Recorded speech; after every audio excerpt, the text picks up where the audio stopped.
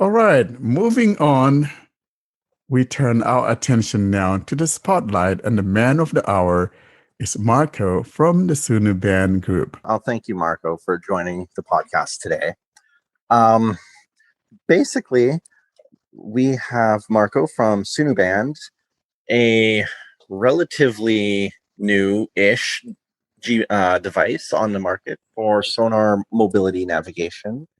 I actually have one of the first devices, I believe, to come into Canada I want to say it was 2017, 2018, and I personally love it. But we'll let you kind of tell more about the device, Marco. Sure. Thank you, Doug, and thank you everyone for having me here. Um, so yes, the device, like you said, is a smart mobility aid. It's a complement to the canes. It's not a replacement for the white stick or for the guide dog. It doesn't detect obstacles at the floor level, but it's great catching obstacles from your waist up to your head, provided that protection to your upper body, to your head. And it also great extending your perception of objects beyond the cane's reach. Because cane, it can tell you what's probably 2 or 3 steps ahead, depending on your length or your cane's length. But the Sunu Band can tell you what's 15 feet away, 5 meters away, with vibrations. So altogether, what it does is increase your perception, giving you like a more agile navigation, more less friction, and more harmony well, as you walk, reduce anxiety, plus all the protection. On top of that, it also pairs to an app. So the app is it's another GPS app. The cool thing is that because it's paired to the app, you don't even need to take your phone out of the pocket. Like you can access all the navigation features from the bracelet on the go. So it's more convenient experience, and because it's a bracelet, it's hands-free. Like you just wear like a watch, and it's catching obstacles, it's vibrating you, it's indicating you where these obstacles are in real time, everything through a haptic language or vibration language that we built. It tells you proximity of objects, it tells you the shape of the object, it tells you even the hardness of the objects. Again, in a real-time vibration experience, totally a new language like Braille. Um, and it gives you like immediate response and reaction to any stimulus, any obstacle. And with the GPS, it also indicating you like where you are, what street you're crossing, where are you heading. If you want to find, you want to know like what places are around you, we have features like the place pointer, in which you just simple point with your hand wearing the band, like finger pointing, and it tells you what places are in the direction you're pointing towards. Or you can switch that to the street pointer, which will tell you like what street are in the direction you're pointing towards, and so on. So what we did is like, we try to put as many mobility tools, navigation tools in a single device, and provide a more agile experience, harmonized experience for blind pedestrians. Hi, Marco. This is Warren. So tell us about the history of this device. When did you guys get started on this Sunu device? And what were some of the reasons that led you guys to thinking about doing something of this nature? Did you get any inspiration from what was already on the ground, or was it something that you were not satisfied with what we have currently, or what you are seeing at the time and thought of a better idea and thus coming up with this new device? How did you come about doing this? Yeah. So that's a long story. I'll probably start with my background. I have a background in robotics.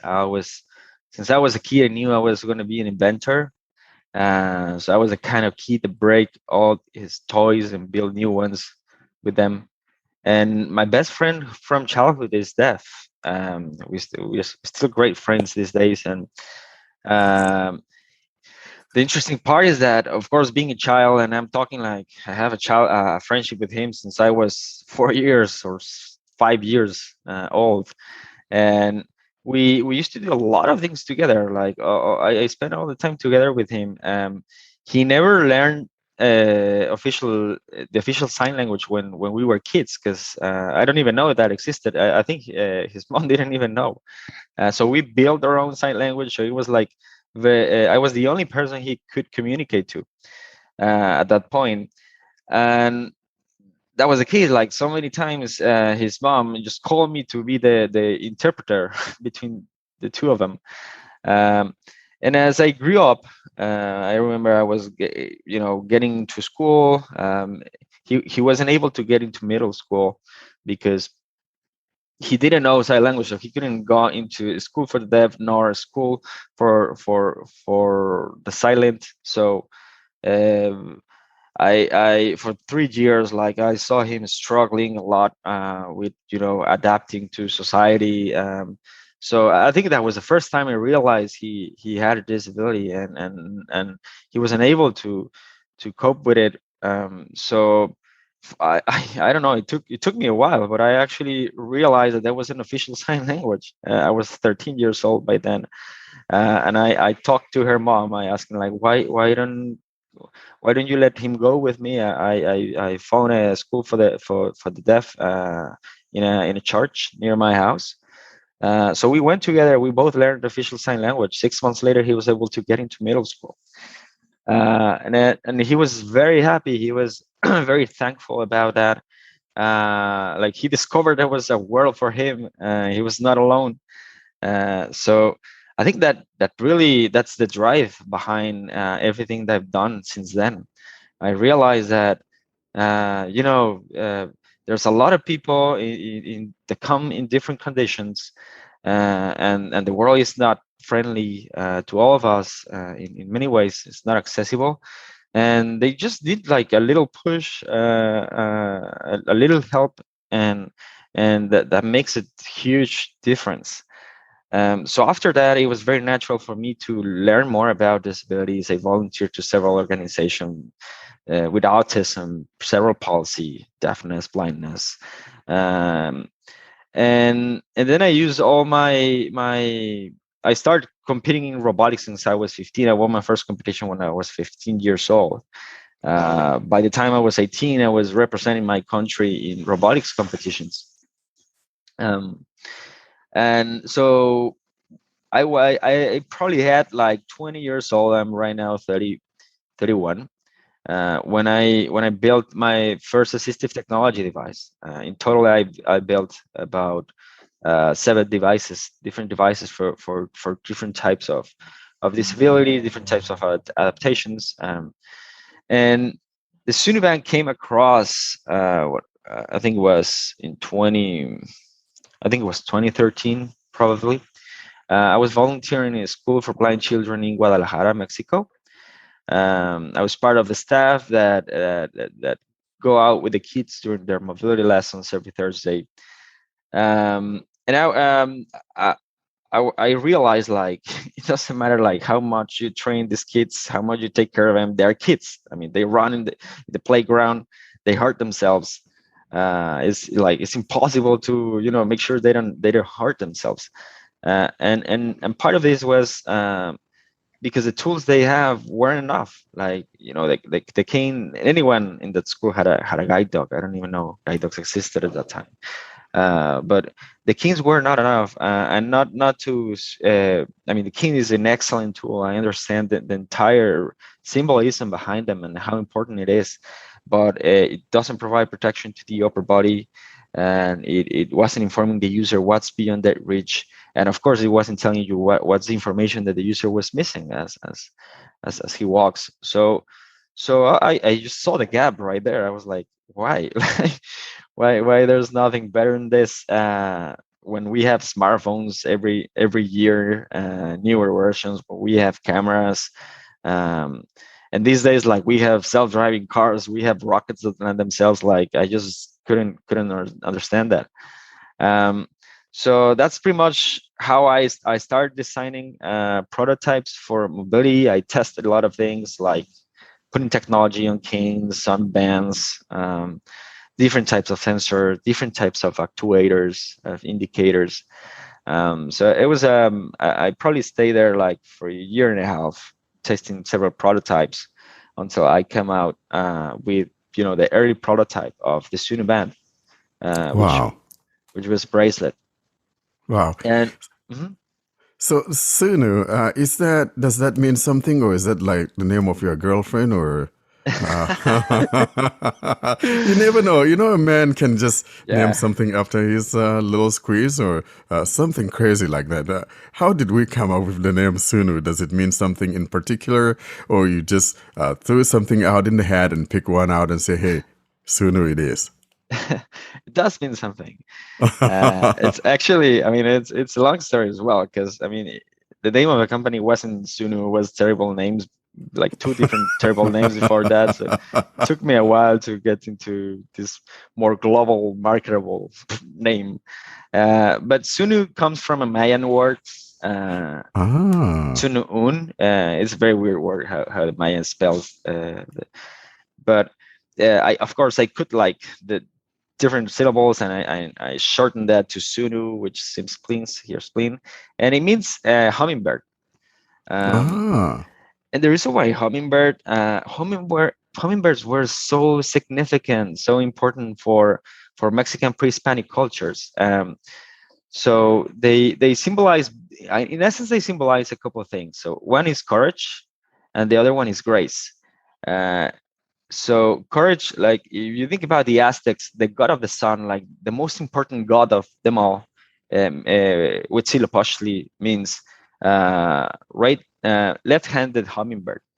So just like why is a creature that is so tiny, so vulnerable, the most important goddess for this culture? And this is because that's exactly what courage means. Like courage is exposing your vulnerability, and being brave. And the hummingbird was a symbol like of pure willpower, of a little creature that is pollinizing everywhere, that is reaching, because hummingbirds have a very interesting mission in the world. Like they are pollinizers, but they reach those regions where bees and other insects can't reach, like high mountains, rainy forests, all of that. Like it's Yeah. thanks to them that we have flowers in the mountains.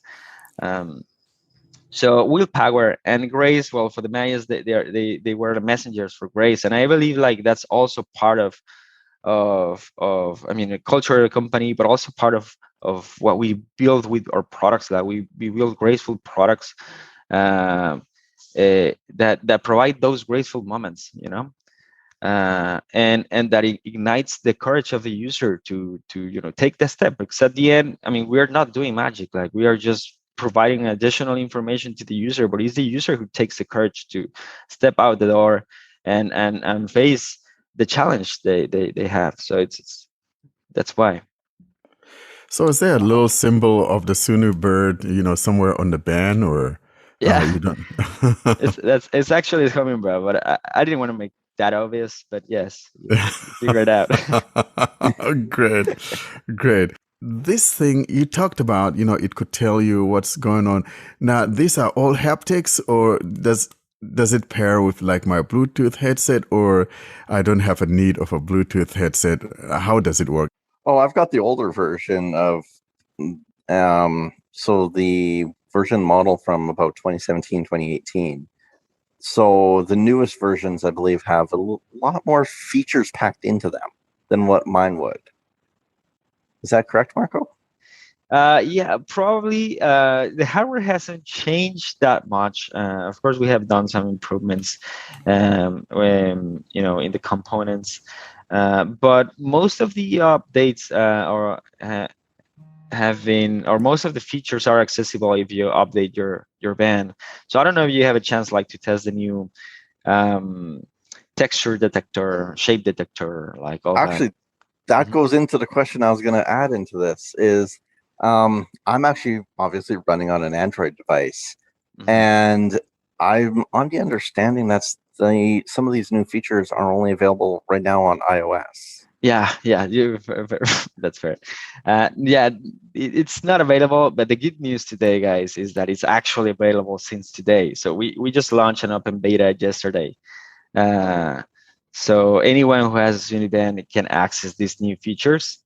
Um, so you probably are able to use it right now. Now the thing is that in order to get access to the public beta, well, you know all of this, of course. So it's not like the app that you download from Play Store, but you actually have to scroll down the app and find that link to the open beta.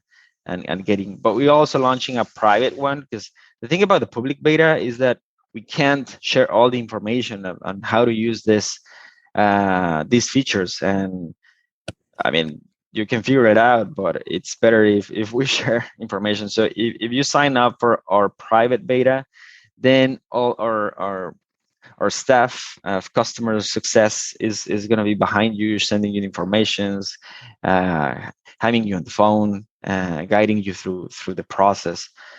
So it will be better if you guys reach out at hello@sunu.com and ask to be invited to the beta.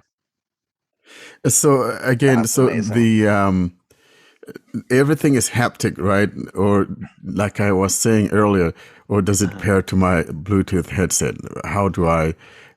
Is it verbalized, or is it I have to learn what each haptic means?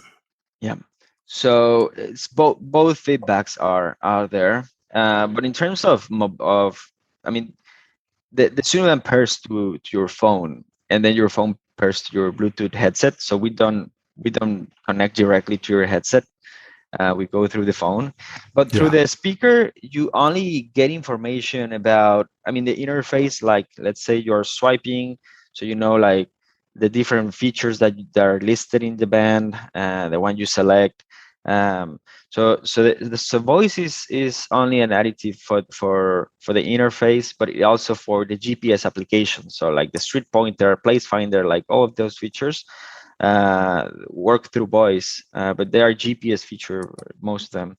Then what's exclusive for haptics, it's all the mobility part, like the obstacle detection part, basically. So everything is through haptics. It's like learning a new language. It's like learning Braille, but many times easier. It's like learning to use a cane. So, for example, with vibrations, you can tell the proximity of an object, like how far it is. This is great for keeping social distancing, for example, or for following in a line. You can tell how the person in front of you is moving forward and reach out and so on. You can use it for wayfinding, like if you're walking straight, you feel something is in front of you, then you scan with your Sunu band to the right or left. You find a clear path, and you will go around that obstacle. Uh, then you can also use like for shorelining, like if you're walking next to a building, you can feel how far you're closer from the building, so you keep walking straight. um, Protecting your upper body. You can also adjust it to work like inside a bus or inside a train station, getting out of the crowd, finding an open seat. Like there's too many applications for this. um, it really depends on the scenario. You can adapt the Sunu band, and again, the Sunu band through haptics tells you the proximity of object. It also tells you like where do you have a gaps, like where's open space available. It tells you the hardness of the object. So for instance, you can distinguish between a wall, a person, a pole, because they come with different hardnesses, right?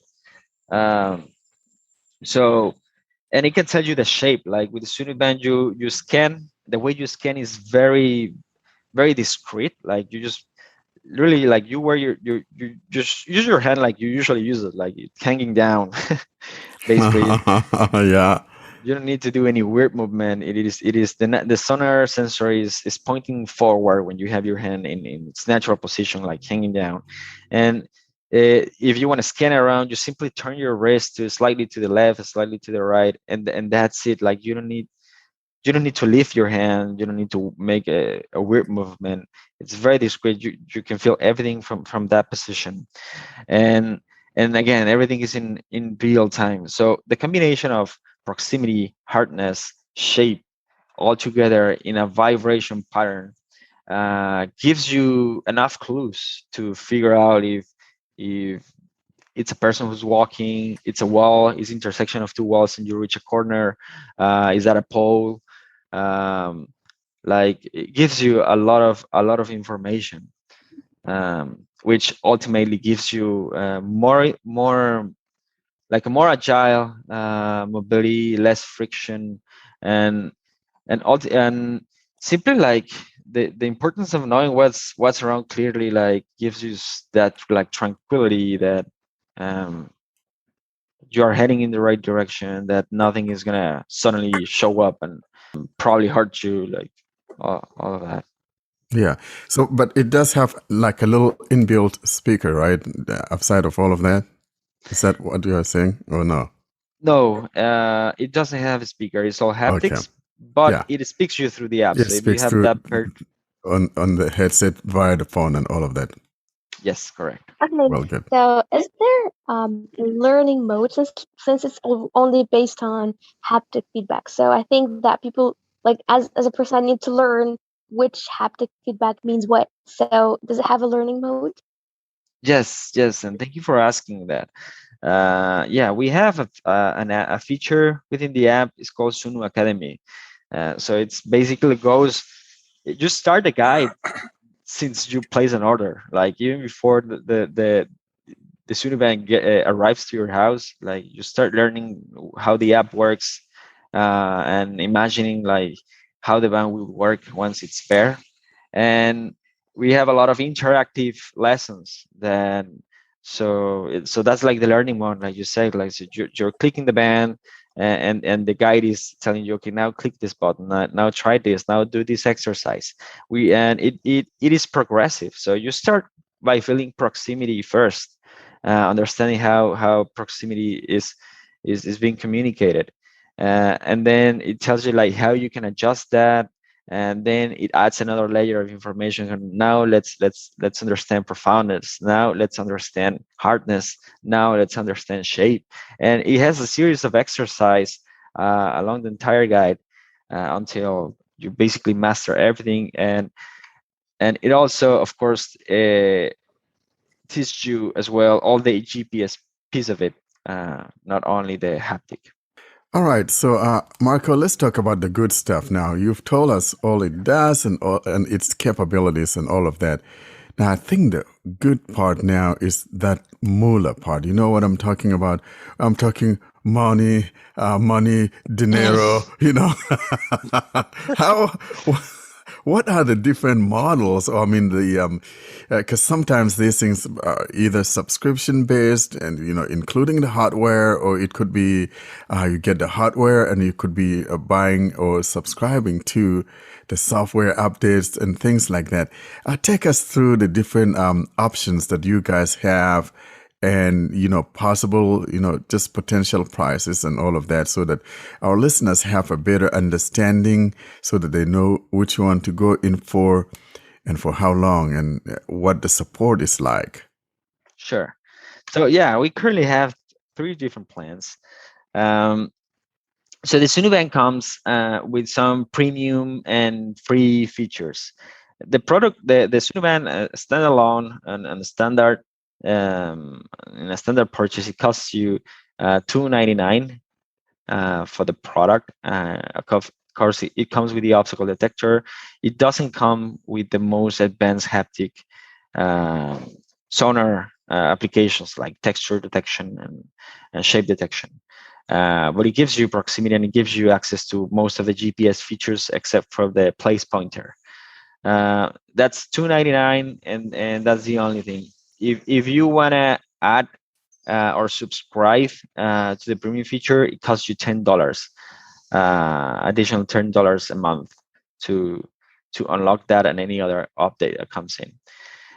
If you don't want to pay for a subscription, then you can purchase the device with lifetime premium access to current features and any additional features that we come up with for $599, so $600. Now the good news is that we also built a new plan, a newer plan. Is more like a membership plan. It comes in a hardware as a service kind of business model, in which you only need to pay $69 activation fee, and that's the first payment. And then you have to sustain a $20 monthly subscription. And this is a lifetime monthly subscription. So as long as you're paying, the product comes with all the features, everything, and premium and standard. And the good thing is that it also comes with a hardware upgrade every 18 months. So you don't need to worry about warranty. You don't need to worry about technology improving and you falling behind. Like as long as you're paying $20 a month, uh, you'll get a hardware improvement every 18 months plus everything that the band has to offer. I see. So essentially, though, the band is one and the same. Uh, the differentiating thing comes in here when one has to subscribe to the premium stuff, and that is software based.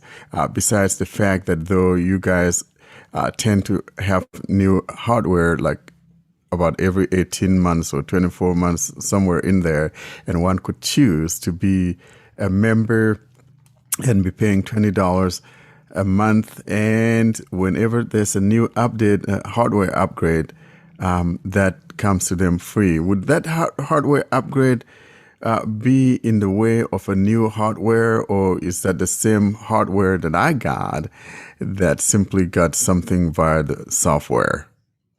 It comes in new hardware, and we want to do this because it just makes more sense for us as well. Like if you think about technology, technology improves every year. New sensors, new actuators, more memory, all of that, you know. And just think about the smartphones. They have a new version every year. It's probably not like a huge gap of difference. Most of them are like incremental stuff. Yeah. But in this space, like particularly in assistive technology and right here in electronic travel aids, there's more room for improvement. Like we barely touch the surface of what an electronic travel aid can do for a user. If you look at the history of electronic travel aids, there have been important improvements, but it hasn't been until today that we are like putting everything together because things are now smart. So I think like it makes more sense to do these kinds of subscriptions because we are this like since we launched 3 years ago or 3 years and a half ago, we have discovered so much about how we can improve the navigation mobility experience of the users that we just don't want to fall behind. We don't want to stick with the same hardware. We want to give you better hardware, more actuators, more precise actuators, more sensors, and improve every 18 years our hardware, because that's the other ways to really reach the ultimate goal, because there's a lot of things we are exploring, we are learning, and a lot of room for improvement in this particular technology and niche. So when I have a hardware upgrade, do I keep the old one or do I send that back to you guys? How does that work? Is it So mine to keep? we keep it, because the intention there as well for us You is keep like it or I keep it? Who keeps it? Sunu keeps it. So it's more like a rental kind of thing. And we do this as well because what we plan to do with all these old devices is actually donating them, like refurbishing them, and working with organizations in countries where it's probably difficult for users to get access to these tools. And we want to reuse them for donations, or government subsidies, like all these kinds of initiatives. That makes sense. How about, do you guys also maybe like someone could, hey, say, I don't have enough money to get a new one. Do you guys have maybe an access to where people could have, if you want to buy a refurb, like you just talked about, instead of donating it to others? Of course, you're going to be donating it to others and all of that, but would there be an opportunity for someone maybe who doesn't have money or knows for sure that they're not going to be able to afford a new one, but they would love to be able to experience the Sunu?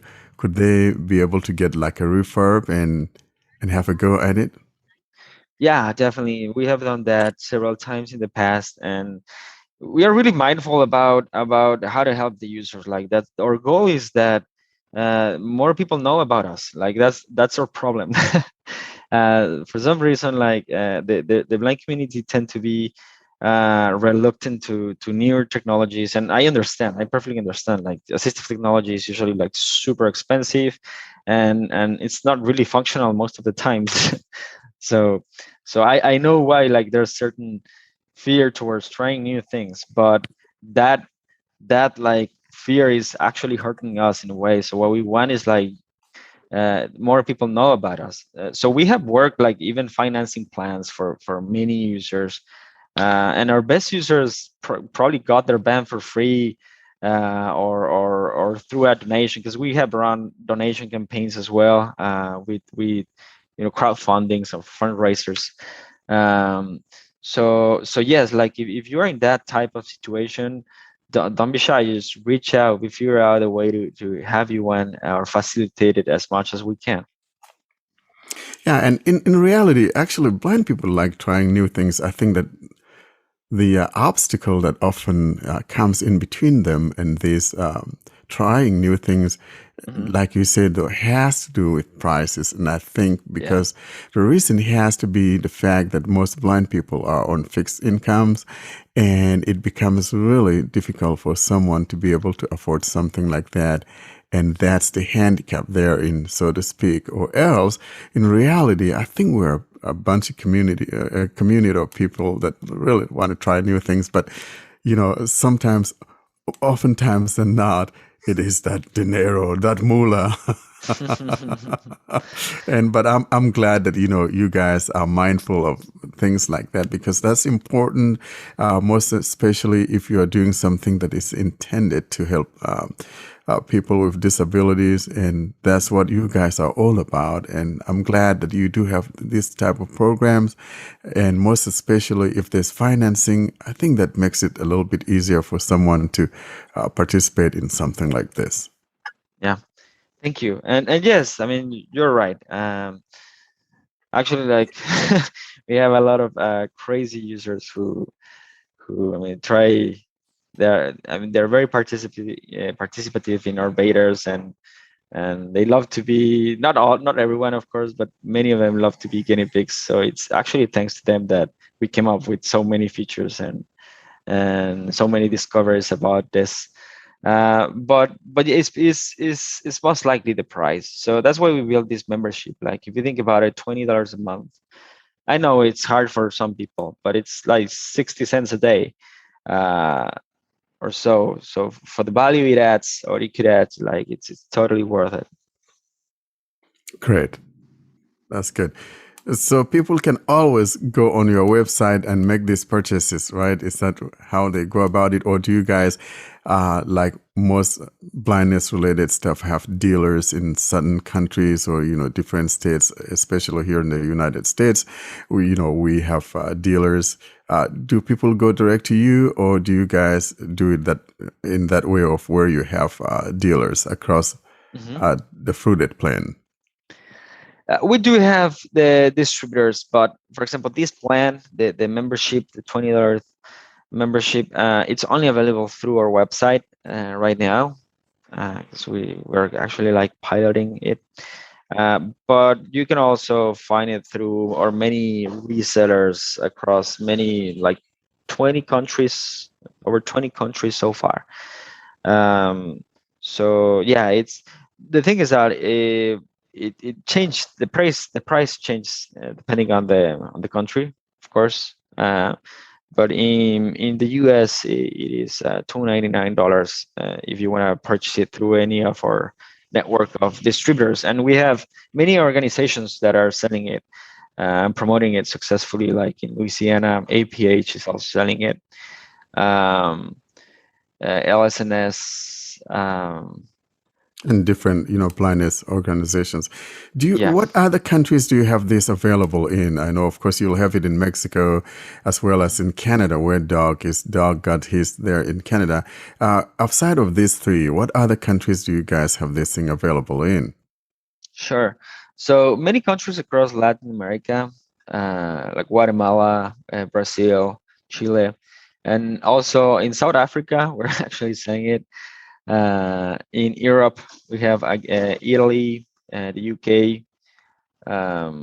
in Australia as well, with Vision Australia over there. We are opening doors in Korea, in Oh, Japan. Like, yeah, it's very interesting because when we launched this product, we wasn't expecting such a global reach, like such a global interest. But we have distributors in 20 countries, but we actually have users in over 50 countries. We're getting orders everywhere, so we needed to like move fast and work on translations, work on logistics and everything, so we can support the global interest. So you can order from anywhere in the world. The only inconvenience is that if you don't have a distributor in your country, well, you might need to pay some import fees. But we try to make the shipping as accessible as possible, so at least you can earn some money there. And if you live in a country which you don't have a Sullivan distributor, uh, you can, if you can help us with that introduction, like reaching out to the distributor that you like or organization that you trust, we can talk to them. We usually run testing with the organizations, and they are the ones that actually help us to distribute the product in those So countries. you're saying that the company is willing to sign like contracts with some distributors in countries, but like can just reach out and it can be done, right? Yes, just tell your organization, hey, I heard about this Unbound, sounds like a promising product. Why don't you talk to them and try their technology? Then if you introduce us, hello@sunu.com, we can facilitate demo units so they run their tests and work, all the logistic thing, so they can have the product available in your country or your city. So I have two questions. One is there any plan of bringing the device to India? And the second question is, now Indian roads are not the best of roads. Like, Yeah. first of all, there are a lot of crowd on the road. Secondly, the people park at the side and outside of the road or anywhere. So what happens? What used to happen is I had a glass, these wearable glasses from some RNIB in UK. Uh-huh. So every time I used to use those glasses used to vibrate because of All the the time. crowd and all this people on vehicles. So is there some way to reduce the sensitivity of Sunu, or does that also will have the same problem? Yeah, great questions. Thank you. So for the first one, we currently don't have a distributor in India. We are working on it. We do have. I was talking about Paraclete, so we were figuring out how to build our relationship over there. So we are in that process. But if you want to recommend us or introduce us to someone, we're happy to explore that. And the second one regarding sensitivity of the sonar sensor, yes, we understand that problem. That's actually one of the issues about most electronic travel aids that use sonar, is that they can get very noisy, and noisy means like zero functional. The only thing that it's imagining, like having to navigate the crowd, and on top of that having something vibrating, alerting you all the time. So that's not useful. So what we do with the Suniband, you can adjust. It comes with three presets. So presets is like sonar configurations. It comes with a configuration for outdoor, configuration for indoor, and a configuration we call it gap finding. So extreme indoor spaces like crowds, like India crowds. Uh, but you can even build more. Like you can customize this. You can adjust the range of detection, shorten that from 5 meters per 2 meters, for example. You can adjust the sensitivity of the sonar, like narrow down the cone of detection or the angle of detection. So instead of aiming like a 40 degrees angle, you can almost narrow it like almost like a laser beam. You can adjust the vibrations as well. With different vibrations, but if you feel like vibrations are too strong, you can lower that down. And then with all this additional information that we are providing, and there's no other sonar device in the market that is providing hardness detection, that is providing shape detection. That's no other. So that's something exclusive for Sunu. This information that it's more digestible, because even if you are having more information, it's actually better instead of being overwhelming. Because the problem in providing just proximity is like you don't know, like you feel that there's something, but you don't know what it is. You don't know what starts, what it ends. Like it's not useful again. So if you have that extra information of how hard it is, then you know, okay, this could be a person, this is moving, this is a wall or a pole, and the shape also tells you that, like, okay, it starts here, it ends here, this is the center of it. So all that information actually helps to make these crowd situations resolve these crowd situations smoothly. So, talking about the band, and this is probably one of my last questions. Is it adjustable? I mean, is it like a typical silicone band, or is it something that one could customize the band? Because I know we've got different wrist sizes and all of that. So, tell us about how adjustable it is, you know, for the different wrists out there. It is a silicone band. It probably, I mean, looks like a Fitbit kind of band. It has a sonar sensor on one end, so it's like a rounded metal piece, like a cylinder on one side, which is the one that is catching obstacles.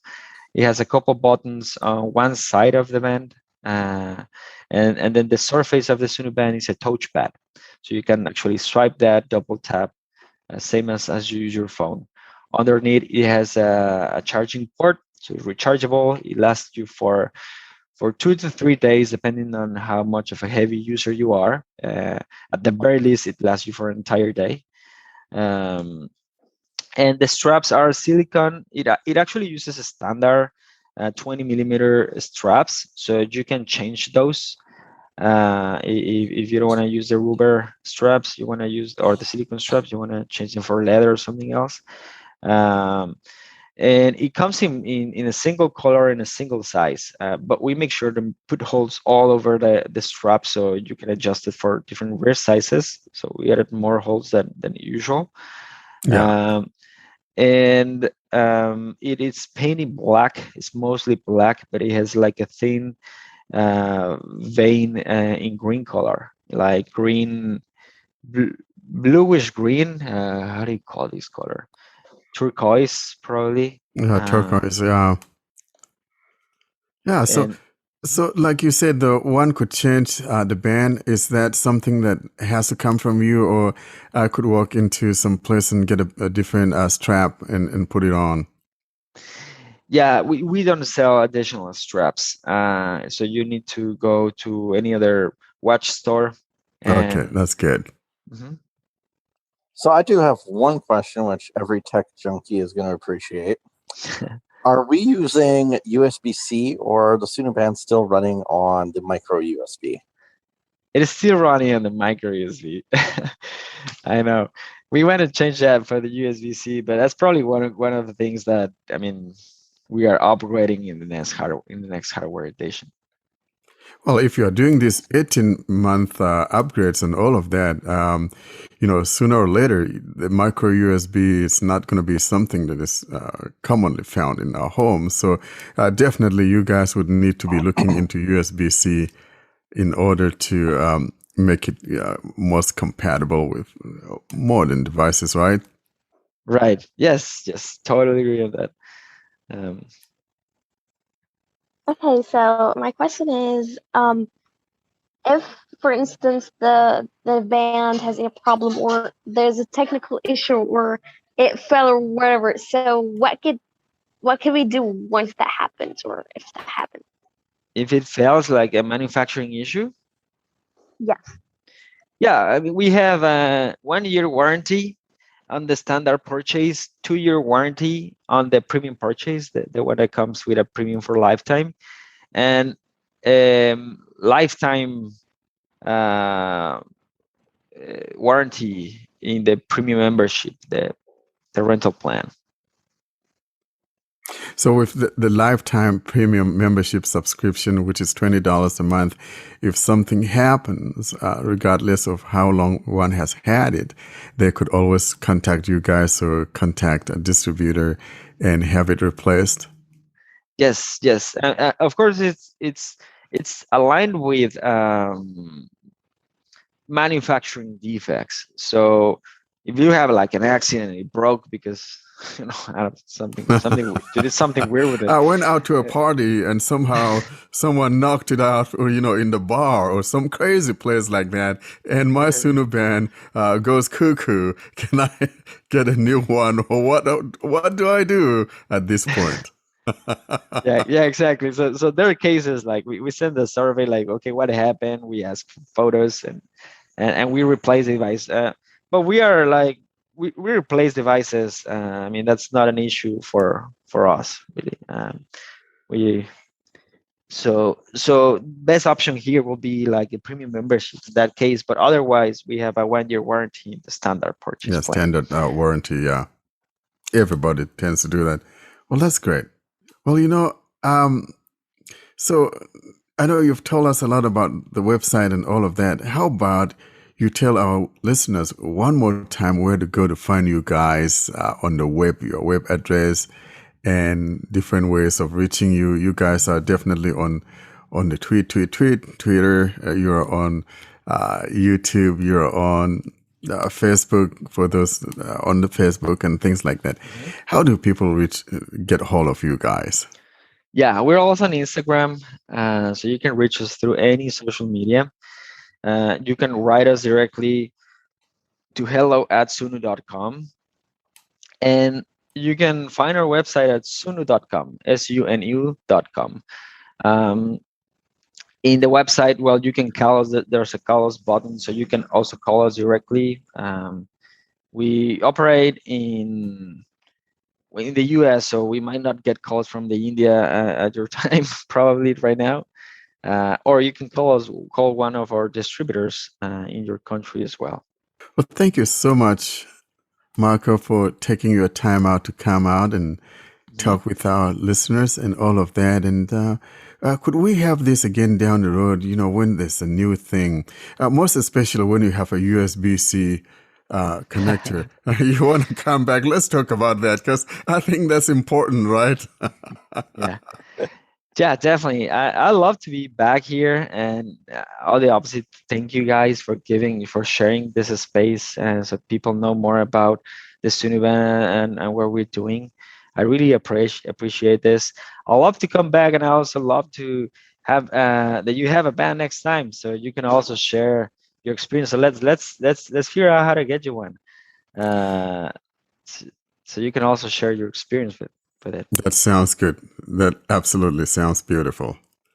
You've been so kind. So thank you so much. And thank the crew at Sunu for doing what they're doing. We are behind them. And, for me, it always pleases me when a company thinks of us, because it's not often that someone goes to bed thinking of people with disability. No one thinks about us, most of the time. But so hearing your story with your friend back there growing up as children and all of that, I think that's such an inspirational story. And, I think you're the second one that we've heard this kind of story from. Another one was our friend from Lazarino. I never could say that word right. And so it's one of those stories that always gladdens my heart, knowing there are people out there that think about us. And thank you so much for doing this. Okay, no, thank you. Opposite, and for us, believe me, like this is a privilege. I can't do anything else. Like I really love my work. I really love what we do. Everyone at Sunu is really passionate about this. It's a privilege to do this. So it's all our pleasure. Thank you, Marco. Awesome. Yeah, thank you. Guys, how did you like that interview we had with Marco? It was a very informative interview, and thanks to him for giving us his time and coming on our show. And Doc, we say thank you to you because you are the one that reached out to the Sunu guys and brought them in. So for a while, though, I thought that Sunu was actually from Canada. I don't know why I thought that. I think because I haven't seen too many American VIs actually purchasing it. So I know more Canadians who have the Sunu band than I do people out of the US. So you have one, Wanda? Yeah. How do you like it? I love it. Ah, that's beautiful. It's another great tool in the toolbox, like you say. So I use it in conjunction with other apps. But what I would like most about it is that it allows me to navigate more easily in crowds, so that I know that I'm approaching people or objects, and I'm able to kind of move around more easily. And as I've gotten to use it a little more, again, here's that word again, it's become more intuitive. So it's just another tool, but I really do like it a lot. Have you been made aware of the current private and public betas for the Android platform for Sunu? No. We are Tell me more. We're beta testing right now for the same features that are on the iOS platform. So we'll have shape detection, density detection, those kind of features. So anything that's available in the premium subscription for iOS is actually in beta right now for all of us with Androids. So That's amazing. we'll actually be more on the equal side playing field now once these betas go through.